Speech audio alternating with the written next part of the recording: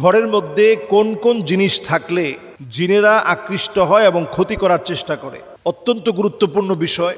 জিনরা আমাদের সাথেই থাকে এবং কারিন নামক জিন আমাদের সঙ্গেই বেঁধে দেওয়া আছে। প্রত্যেকের সঙ্গে এক একটা কারিন নামক জিন আছে, তবে ভালো সঙ্গী হিসাবে না। সে সবসময় আমাদেরকে ওয়াসওয়াসা দেয়, গুনাহের কাজ করার ব্যাপারে সে আমাদেরকে প্রলুব্ধ করে।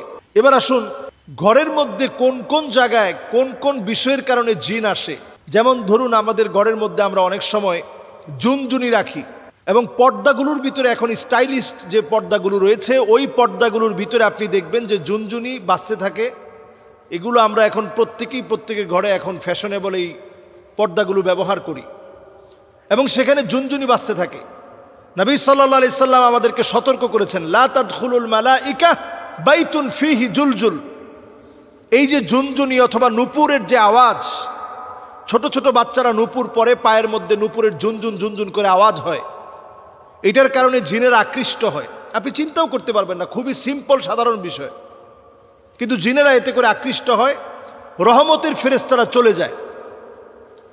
এরপরে আপনার ঘরে অনেক সময় আমরা দেখা যায় ছোট ছোট বাচ্চাদেরকে পেশাব করিয়ে একটা কমোডের মধ্যে পেশাবটা জমিয়ে রাখি, অথবা হাই কমোডে পেশাব করে ফ্লাশ করি না। এই কারণে জিন আপনার প্রতি আকৃষ্ট হয়, ক্ষতি করার চেষ্টা করে। বাউলুন মুনকাতা, হাদিসের মধ্যে বলা হয়েছে যে কোথাও যদি পেশাব জমিয়ে রাখা হয় তাহলে ওই জায়গা জিনের কাছে পছন্দের জায়গা হয়। তাহলে এই জায়গায় পরিষ্কার পরিচ্ছন্নতাকে নিশ্চিত করা।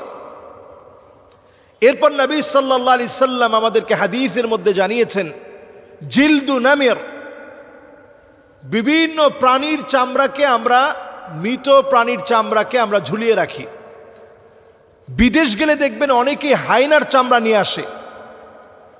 এটা আপনি খুব স্বাভাবিকভাবে নিচ্ছেন অথবা মনে করছেন এই হায়নার চামড়া দিয়ে কালো জাদু করা হয়, অথচ এই চামড়া, বাঘের চামড়া, হরিণের চামড়া, বিভিন্ন চামড়া আমরা ক্যালিগ্রাফি হিসেবে অথবা একটা ওয়ালমেট হিসেবে আমরা আমাদের ঘরের মধ্যে সাজিয়ে রাখি।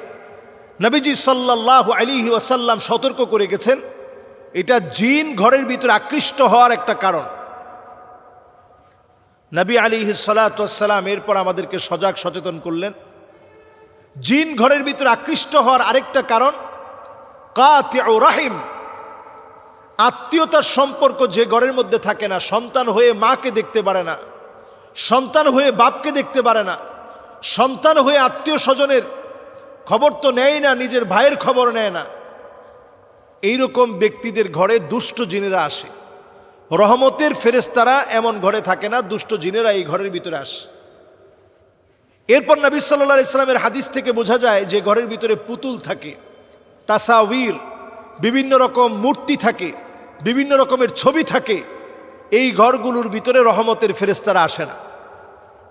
এরপর হাদিস থেকে বোঝা যায় নবীজি সাল্লাল্লাহু আলাইহি সাল্লাম আমাদেরকে জানিয়ে গিয়েছেন, যেই ঘরের ভিতরে কোরআন তেলাওয়াত থাকে না, ওই ঘরের ভিতরে রহমত থাকে না। ওই ঘরটা একটা নির্জন বাড়ির মতো পড়ে থাকে, যে ঘরটার মধ্যে কোরআনুল কারীমের তেলাওয়াত হয় না। এজন্য ঘরের ভিতরে কোরআনুল কারীমের তেলাওয়াতকে ইনশিওর করা। প্রয়োজনে আপনি মোবাইল থেকে কোরআনুল কারীমের তেলাওয়াতকে ছেড়ে রাখুন। প্লাগ ইন কোরআন, সার্বক্ষণিক কোরআন তেলাওয়াত চলতে থাকে। এই ধরনের ডিভাইসগুলো এখন পাওয়া যায়। আপনি কোরআনুল কারীমের তেলাওয়াত আপনি ছেড়ে রাখেন, লাউডলি ছেড়ে রাখেন এবং শোনার চেষ্টা করেন। কোরআনুল কারীম তেলাওয়াত যখন বাজবে তখন অন্যমনস্ক না থেকে শোনার চেষ্টা করেন। সন্তানদেরকে অভ্যস্ত করেন। বাসার ভিতরে যখন খুব লাউডলি মিউজিক বাজানো হয়, এটা জিনদের আখড়ায় পরিণত হয়। এজন্য মিউজিককে বাসা থেকে একেবারে নিষিদ্ধ করে দেন। আমাদের কলিং বেলে মিউজিক, আমাদের মোবাইলের রিংটোনে মিউজিক, আমাদের বাচ্চাদের খেলনার ভিতরে মিউজিক, ছোট বাচ্চাদের জুতার ভিতরে পর্যন্ত মিউজিক, এবং দেখবেন সাইকেল কিনেছেন সেটার বেলের ভিতরে পর্যন্ত মিউজিক, সব জায়গায় মিউজিক। এই মিউজিক জিনদেরকে ডেকে আনে। আল্লাহ রাব্বুল আলামিন কানের একটা পাওয়ার দিয়েছেন। কুকুর কিন্তু আমার মতো শুনে না, বরং ছোট্ট মৃদু একটা আওয়াজ আছে যেটা কুকুরকে ভীত সন্ত্রস্ত করে ফেলে। আপনি অনেক সময় এই আওয়াজটা কানের মধ্যে শুনতেই পাবেন না, কিন্তু জিনদের ওই আওয়াজের কারণে কুকুর ভীত সন্ত্রস্ত হয়ে দৌড়াতে থাকে। আপনারা দেখবেন যখন আজান চলতে থাকে মসজিদে, তখন দেখবেন কুকুর ঘেউ ঘেউ করে উঠে এবং লাফাতে থাকে। তখন জিনেরা কুকুরের মুখ দিয়ে প্রবেশ করে পিছনের পথ দিয়ে বের হওয়ার কারণে প্রচণ্ড ভীত সন্ত্রস্ত হয়ে কুকুর লাফাতে থাকে। ওই আওয়াজ, ওই সময়ের সিচুয়েশন, জিনদের এমন কিছু আওয়াজ আছে যেটা আপনার কান পর্যন্ত পৌঁছায় না, কিন্তু সে অত্যন্ত ভীত সন্ত্রস্ত হয়ে যায়। জিনদের ওই আওয়াজে কুকুর শুনতে পায়। অনেক সময় বিড়াল দেখবেন হঠাৎ করে কানটা খাড়া করে ফেলেছে। বিড়ালের শরীরে আল্লাহ তাআলা এমন কিছু ছোট ছোট জারথুম, এমন কিছু বিষয় আল্লাহ তাআলা দিয়ে রেখেছেন যেটার কারণে জিনরা বিড়ালের সামনে আসতে ভয় পায়। ছোট ছোট পাখি আমরা লালন পালন করি, কাকাতুয়া, লাভবার্ড, টিয়া পাখি, কবুতর, ময়না, এ জাতীয় অনেক পাখি আমরা এখন লালন পালন করি। কিছু প্রকারের পাখি আছে যেগুলোকে জিন প্রচণ্ড ভয় পায়। এদের দিকে আকৃষ্ট হয়ে আসতে নিয়ে ভয়ে ভীত সন্ত্রস্ত হয়ে জিন চলে যায়। কিছু পাখি ঘরের মধ্যে বরকত নিয়ে আসে। এজন্য পাখিগুলোকে যদি আমরা লালন পালন করতে চাই, তাদের হক ঠিক রেখে, খাবার দাবার ঠিক রেখে লালন পালন করতে হবে। ঘরগুলোকে প্রতিনিয়ত কোরআনুল কারীমের তেলাওয়াত ছেড়ে দিয়ে বরকতে পূর্ণ করতে হবে। কুকুর থাকলে ঘর থেকে বের করে দিতে হবে। যদি ঘরের ভিতরে বড় বড় পুতুল থাকে, এগুলোকে সরিয়ে ফেলতে হবে। আত্মীয়তার সম্পর্ক না থাকলে বৃদ্ধি করা লাগবে। যত রকমের মিউজিক, জুনজুনি সহ যা আছে এগুলো ঘর থেকে সরাতে হবে। আল্লাহ রাব্বুল আলামিন আমাদেরকে বোঝার তৌফিক দান করুক। জিন কোনোভাবে খোলা যায় কিনা, জিনকে বশীভূত করা যায় কিনা, নিজের পছন্দ মতো জিনকে দিয়ে কাজ করানো যায় কিনা, কারিন জিন এটা আসলে কোন প্রকারের জিন, অত্যন্ত গুরুত্বপূর্ণ বিষয় এটি। এবং আমাদের প্রত্যেকেরই জানা উচিত যে আমাদের প্রত্যেকের সঙ্গে যে জিন রয়েছে তার নাম হচ্ছে কারিন জিন। প্রত্যেকের সঙ্গে যে জিন রয়েছে কারিনাতুল মুজমিন বা কারিন জিন আমাদের প্রত্যেকের সঙ্গে রয়েছে। যে জিনের কাজ হচ্ছে আপনাকে ওয়াসওয়াসা দেওয়া। আমাদের দেশে কিছু মানুষ মনে করে কারিন নামক জিনকে খোলা যায়, বশীভূত করা যায় এবং তাকে দিয়ে নানা ধরনের কাজ করানো যায়। এটি একটি ভুল বিষয় এবং অপব্যাখ্যা ছাড়া কিছু না। কিছু কিছু জিন কখনো কখনো আপনার প্রতি আকৃষ্ট হতে পারে আপনার ভালো আমলের দ্বারা, আবার আপনার ক্ষতি করতে পারে আপনার খারাপ বদ আমলের কারণে। সে আকৃষ্ট হয়ে আপনার ক্ষতি সাধন করতে পারে। দুষ্ট দুরাচারী যে জিনগুলো রয়েছে আপনার ক্ষতি তখন সাধন করবে যখন তার মনোপুত না হয়। আবার আপনি ইবাদত বন্দেগী করছেন, কখনো কখনো ওয়াসওয়াসা দেওয়ার জন্য দুষ্ট দুরাচারী জিনেরা আপনার ক্ষতি করার চেষ্টা করবে। প্রতিনিয়ত আপনাকে ওয়াসওয়াসার মধ্যে ফেলে দেওয়ার জন্য কারিন নামক জিন রয়েছে, সে প্রতিনিয়ত আপনাকে ওয়াসওয়াসার মধ্যে ফেলবে। তাহলে কারিন জিন এটাকে বশীভূত করার কোনো সিস্টেম পদ্ধতি নেই। কেউ যদি মনে করে যে কোনো খারাপ কাজ করে, ম্যাজিকের মাধ্যমে অথবা ব্ল্যাক ম্যাজিক করে, বিভিন্ন গুনাহের কাজ করে আমি কারিন জিনকে আমার বশীভূত করব, এটা যদি কেউ করতে চায় এই কাজটা শিরক হবে, মারাত্মক ধরনের শিরক হবে। এই কারিন জিনকে মানুষ বশীভূত করতে চায় এই জন্যে যে এই জিনকে দিয়ে আমি আমার কার্য সাধ্য করব, বিভিন্ন কাজকর্ম করিয়ে নিব। এই কাজকর্ম করানোর লক্ষ্যে অনেক সময় জিনকে আমরা বশীভূত করি। আল্লাহ রাব্বুল আলামিন আমাদের মতো করে তাদেরকেও বানিয়েছেন। আল্লাহ রাব্বুল আলামিন আমাদের মতো করে তাদেরকেও আল্লাহ তাআলা ইবাদতকে বাধ্যতামূলক করেছেন।